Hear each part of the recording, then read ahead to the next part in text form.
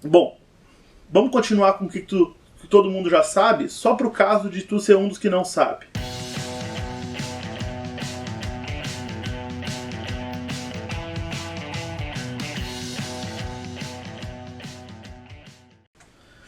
As questões do Brasil são divididas em fácil, médio e difícil, então não 10 divisões, mas 3. E mais ou menos elas são divididas assim. Tu tem mais ou menos 20 questões fáceis, tu tem mais ou menos 15 questões médias e tu tem 10 questões difíceis. Em geral, tu nunca chega a ter 10 questões difíceis. Tu tem sempre mais ou menos umas 5, 6 questões difíceis. Primeira coisa que tu não sabe que o tio vai te explicar. Como é que se divide as questões entre fáceis, médias e difíceis? Muito bem. Questões fáceis são aquelas que a gente não precisa de nenhum conhecimento externo da prova para poder fazer. Quer saber como é que tu reconhece uma questão fácil? É a questão que o teu pai, quando pega o teu caderno de simulado ou o teu caderno de Enem, ou o Enem da 0 hora, aquela parte central, ele diz assim, 0 hora para quem não é de Porto Alegre, é um jornal famoso aqui em Porto Alegre que tem questões no meio. Ele senta, pega o cachimbo dele, os óculos, e vê que eu imagino teu pai mais ou menos como se fosse o Sherlock Holmes, e ele olha assim com aquele olhar professoral e diz assim, meu Deus, minha filha, não sei como é que tu não entra na medicina, não sei como tu não passa numa federal. O pai aqui acertou todas as questões do caderno da 0 hora. Essas são questões fáceis. Elas perguntam uma coisa que, se teu pai sabe ler a questão, ele consegue responder. Excelente. Aprendemos o que é uma questão fácil. Então, uma questão fácil não é uma questão fácil para mim e difícil ou média para outro. Questões fáceis, independente do teu nível de conhecimento, são questões que tu não precisa de nenhuma informação fora da prova para poder responder.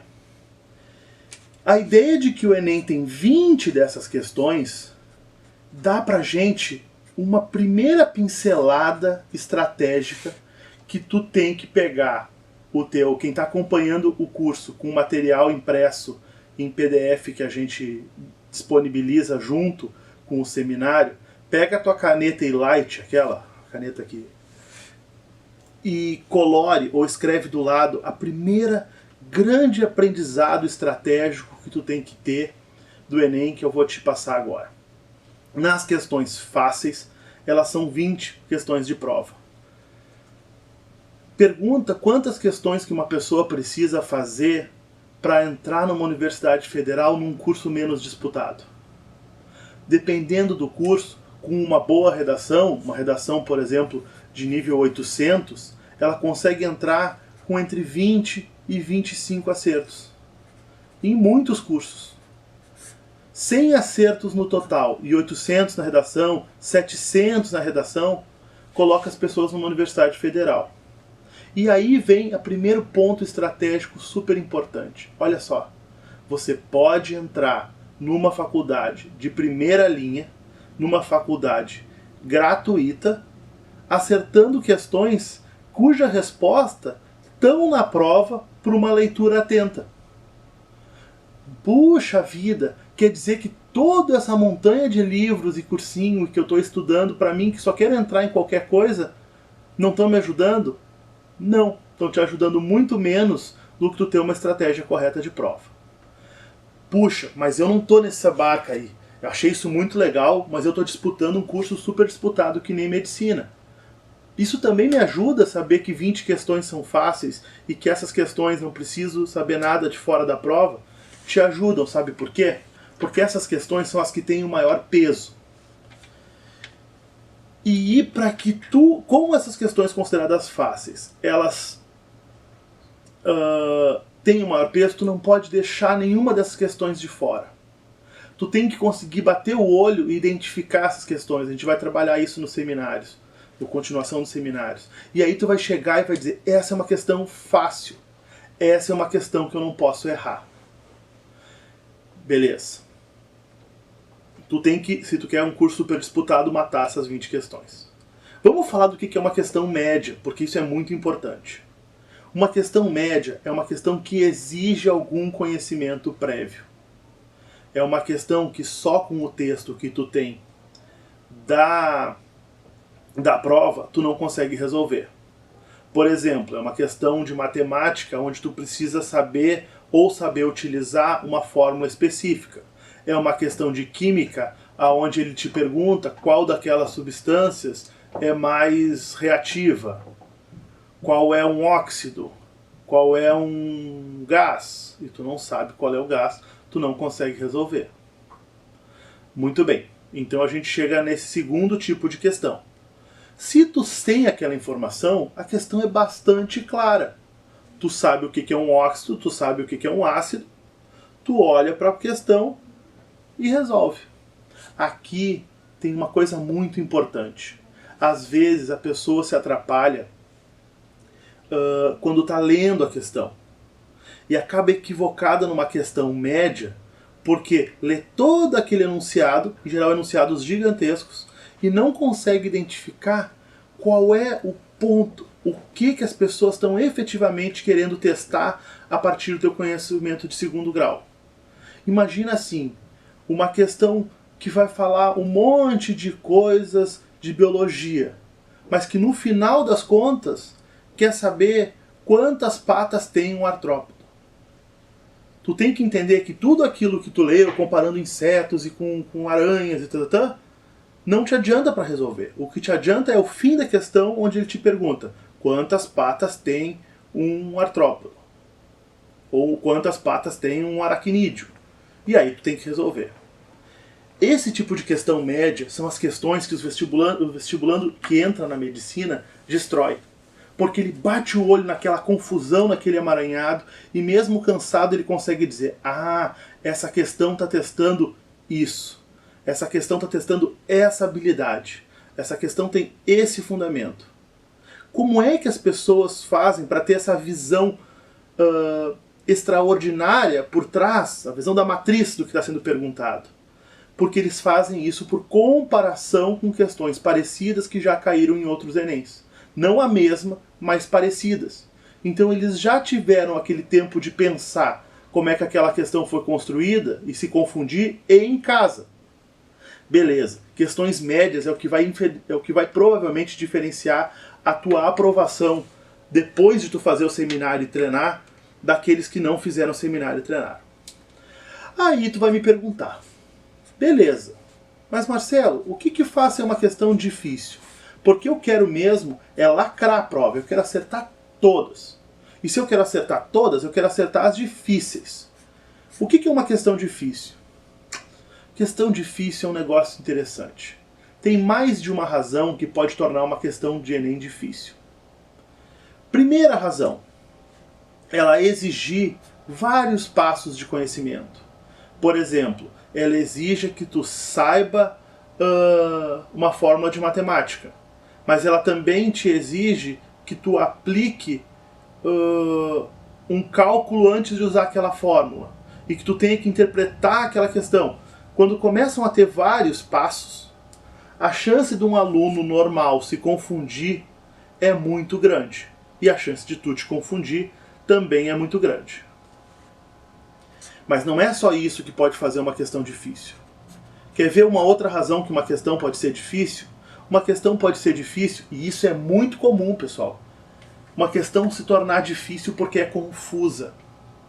Quando o cara estava na matriz geradora do Enem, na matriz de conhecimento, o educador que trabalha com informação perfeita, que sabe tudo daquela matéria, achou aquela questão muito fácil. Mas por causa de uma ou outra palavra, aquela questão te remete a dois conhecimentos que tu tem que são de épocas diferentes, por exemplo, na história, de matrizes de conhecimentos diferentes da biologia. E aí tu não consegue definir se é uma alternativa ou outra alternativa. Essa é a razão B.